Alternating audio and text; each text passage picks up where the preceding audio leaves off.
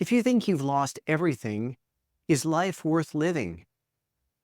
I'm Dr. Patrick Kingsep, and in the TV series Afterlife, Ricky Gervais gives us a raw and contradictory portrayal of grief and loss, life and death, blending punchy, disturbingly dark humor with heartfelt storytelling as we watch a man grapple with losing the love of his life.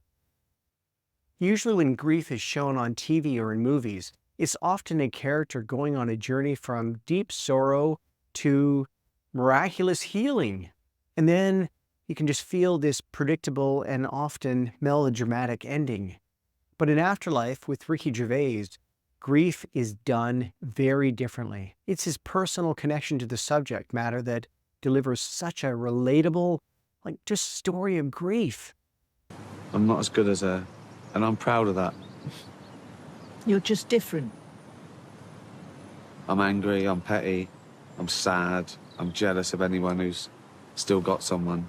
You can see Ricky's influence throughout the show's seasons as he introduces topics such as life after death, the soul of both humans and dogs, and his relationship with his dog Brandy.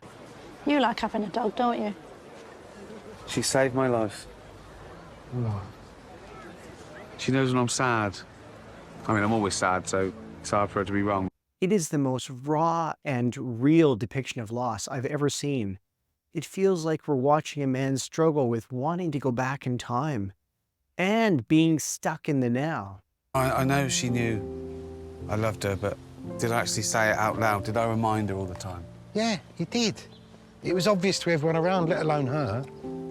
This is what kept me watching to the end of season 3, as I was struck by the no-holds-barred depiction of death and grief. It all begins with Tony, a local newspaper journalist, played by Ricky Gervais, in deep emotional pain followed by the death of his wife, Lisa. The opening scenes show him trying to go through the daily routines with just this sense of helplessness and hopelessness.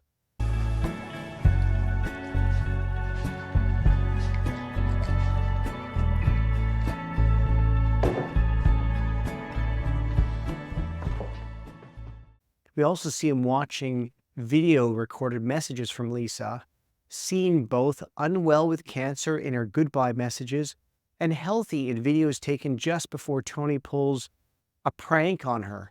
Now this gives us a sneak peek into the closeness of their bond before she passed away. And put it on perimeter, otherwise the dog will set it off. And feed the dog, yeah? First thing in the morning and when you get in from work. And what else? In the video, she instructs him to feed their dog, the one that we call Brandy, and we see him open a can of beans because he's out of dog food. No dog food.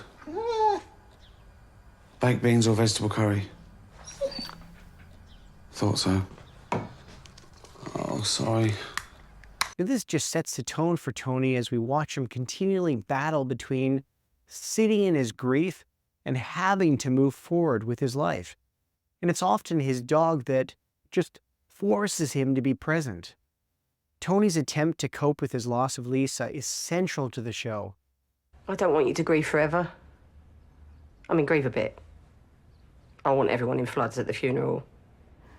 But don't spiral, don't obsess. Keep going. Get up. In the beginning, he decides to live his life saying and doing whatever he wants, no matter the consequences. This is because he feels he has nothing left to lose. He's lost his purpose and his meaning, so what's next and what's left? So I thought, right, let's have a bit of that. Why would you want to do that? Why wouldn't you just rather get better and be happy? There's only one thing that'll make me better and happy, and that's Lisa being around, and that can't happen. Other characters in the show tell him over and over again that he's a good, loving person who has turned into this dangerous, selfish asshole. His justification is that since he'd sort of prefer to be dead, he can do whatever he wants and then just kill himself when it gets stale.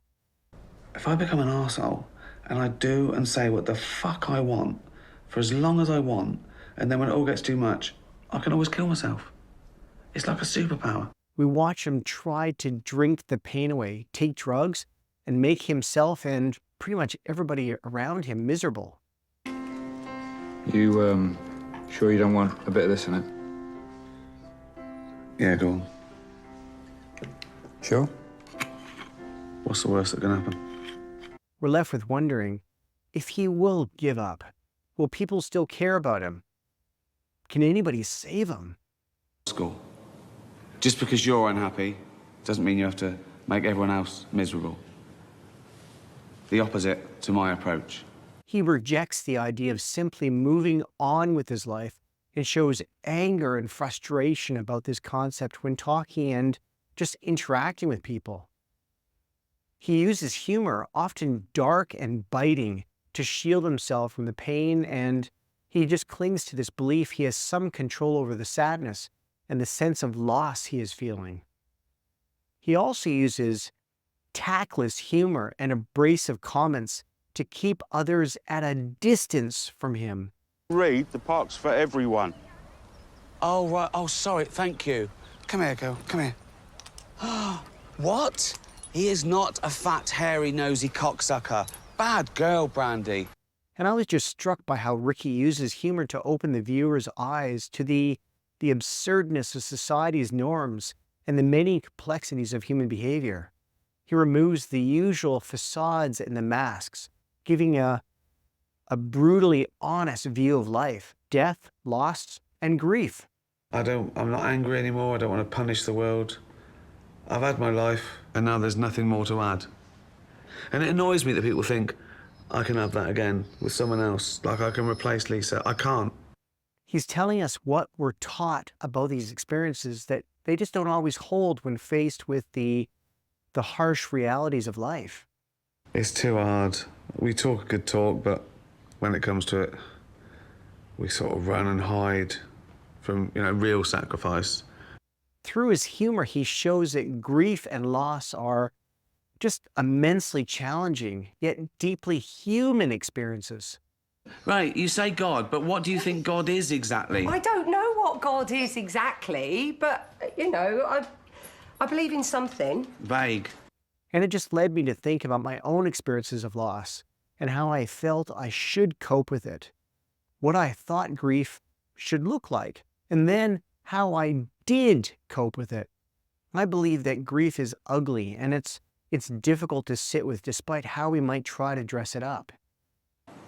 I felt a bit sorry for myself. I still do. But I realised that death will come soon enough. And Afterlife, it uses the characters around Tony to emphasize different aspects of life and death. Tony's father, who has dementia, shows the slow, painful aspect of loss. Where's Lisa? She's dead, Dad. Remember? She died early this year.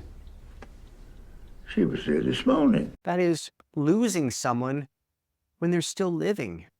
If it was a dog, you'd put it down. It? I was sort of being nice, that I feel sorry for him. And Anne, the wise widow at the cemetery, provides empathy and life-changing perspectives for Tony. Emma, the nurse at the care home, opens the door to new connections whilst still honoring his past love. I want you to be happy, like I was. Just glad you're better. And of course, Tony's friends and colleagues bring humor and support, proving that grief is a journey best shared, and it's not one that needs to be dealt with in isolation. I didn't do overtime, try and get promoted or get a better job in a different town. I just wanted to get home every night. But his short, heart-hitting conversations with Anne when he visits the cemetery have left a long-standing impression on me. In like heaven and angels and stuff. I hope she wasn't scared. She gives Tony this wise advice, and sometimes Tony takes it and runs with it, but he mostly just runs his own race, even if nobody wants to run with him. And Anne's character brings a sense of calm and perspective, helping Tony and us understand that this excruciating grief can be worked through if done slowly. I know that Lisa and Stan aren't angels now, but they were.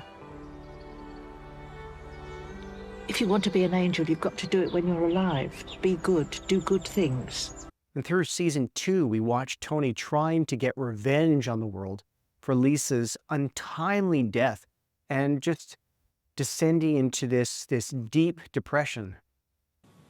But I hear the silence now, from wall to wall.